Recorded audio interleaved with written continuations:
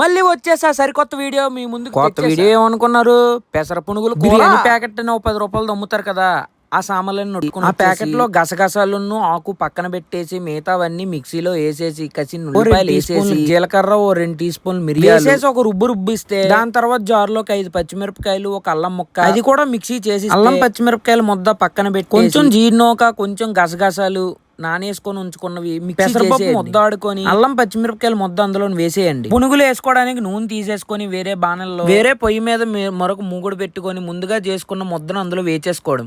ఈ లోప ఈ నూనె వేడెక్కితే 2 ముందుగా నానబెట్టుకొని చింతపండు గుజ్జును ఆ కూరలో వేసేసుకొని బాగా ఉడక ముద్ద బాగా ఉడికిపోయిన తర్వాత మన స్టార్ ఐటమ్ అందులో యాడ్ చేసేసి బాగా కలుపుకొని ఒక 5 నిమిషాల పాటు ఉడకబెడితే అయిపోయింది. ఇంకా రెడీ. మనకి రెడీ అయిపోవడమే. లపలప అంటూ లొట్టలు వేసుకొని తినేయడమే. వీడియోలో ఏమైనా డౌట్లు ఉంటే ఫార్వర్డ్ చేయండి, మళ్ళీ చూడండి.